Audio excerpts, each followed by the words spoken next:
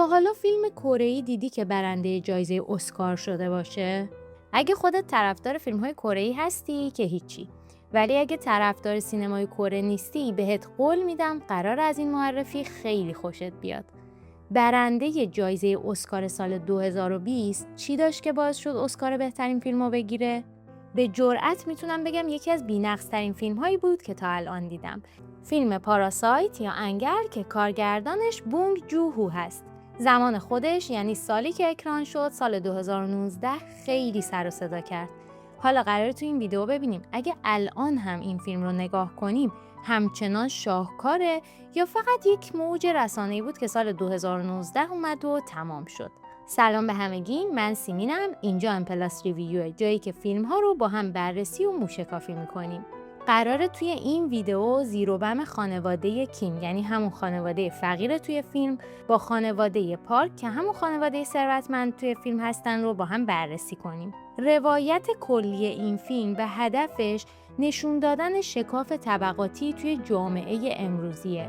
قبل از شروع بهتون بگم اگه هنوز چنل رو ساب نکردید ساب کنید و بریم که با هم داشته باشیم. داستان روی یک خانواده 4 نفره میچرخه به اسم کیم. یعنی اسم این خانواده کیم هست که پدر و مادر هستند به همراه 2 فرزند دختر و پسرشون و توی یک زیرزمین نمور زندگی میکنن. این خانواده واسه تأمین مایحتاج زندگیشون به هر دری میزنن و کارهای موقت و روزمزد انجام میدن. در مقابل یک خانواده فوق ثروتمند به اسم پارک رو داریم که توی یک عمارت مجلل زندگی میکنن. حالا نقطه اتصال این 2 خانواده توی فیلم کجاست؟ جایی که پسر خانواده کیم یعنی همون خانواده مستمند با جعل مدرک دانشگاهی وارد خانواده پارک میشه و میشه معلم خصوصی دختر نوجوان اون خانواده. به محض اینکه پسر اون خانواده وارد خانواده پارک میشه با یک نقشه حساب شده کم کم خواهر، پدر و مادرش رو هم وارد اون خونه میکنه و رابطه خانوادگیشون رو از خانواده پارک قایم میکنه. جالبه بدونید که نحوه وارد شدنشون به اون خونه از طریق زیراب زدن راننده و مستخدم قبلیه و جوری زیراب این 2 نفر رو میزنن که هیچکس حتی شک هم نمیکنه. یک کار خیلی خفنی که کارگردان این فیلم کرده اینه که قبل از اینکه بحران‌های فیلم رو ببینیم یک اختلاف طبقاتی ملموسی رو به مخاطب نشون میده. اون هم از طریق پرداختن به همین مسئله تفاوت توی ارتفاع فیزیکی خونه هاست. یکیشون توی یک عمارت مجلل زندگی میکنه، یکی دیگهشون توی یک زیرزمین. از طرف دیگه کارگردان تسلط خیلی بالایی روی فرم و زبان تصویر داشت.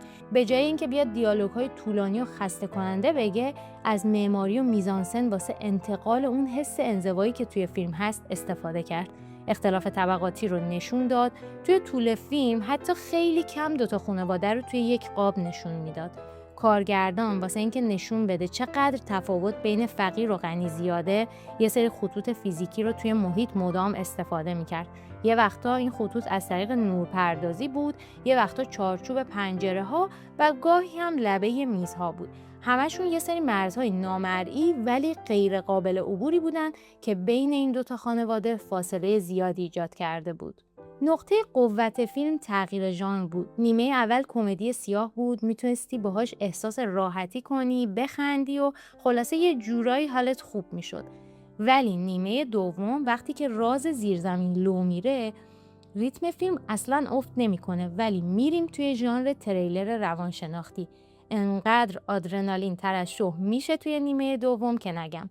تغییر لحن فیلم انقدر پیوسته و دقیق اتفاق میفته که مخاطب اصلاً از حال و هوای فیلم خارج نمیشه. واسه همین اول ویدیو گفتم یکی از بی‌نقص‌ترین فیلم‌هاییه که تا الان دیدم. البته از حق نگذریم، یه سری ایرادهای خیلی جزئی داره که شاید واژه ایراد خیلی براش مناسب نباشه. یه سری منتقدها درباره اون سکانس مهمونی باغ، واکنش پدر خانواده و کلاً اون درگیری رو یه جور زیاده روی میدونستن و گفته بودن که فاقد بستر روایی کافیه. درسته، شاید واسه مخاطبی که تا لحظه آخر فیلم دنبال اینه که کلاً یک انسجام روایی بی‌نقص رو ببینه، اون حرکت خشونت‌آمیز و اون حمله زیاده روی باشه. ولی کارگردان این انسجام روایی رو بیخیال میشه، یعنی نمیخواد فیلم با یک شخصیت پردازی منسجم و یک رفتار قابل پیش بینی پیش بره. چرا این کار نمیکنه؟ به خاطر اینکه اون انتقال مفهوم براش خیلی مهمتر بوده. در واقع کارگردان میگه که من پیامم رو منتقل میکنم، حالا هر کی خوشش نیومد از این انسجام نداشتنه هم خوشش نیاد. و فشاری که فقر و اختلاف طبقاتی به شخصیت‌ها وارد میکنه رو کارگردان به بهترین شکل نشون میده.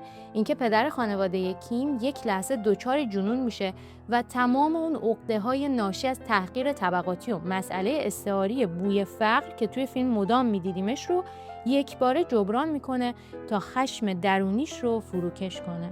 جایی که پدر خانواده یک لحظه انگار پنیک میکنه و متوجه میشه که قش کردن یه پسر بچه توی یک خانواده پولدار مهمتر از مرگ دختر یک خانواده فقیره و اونجا بود که به سمت آقای پارک حمله ور میشه.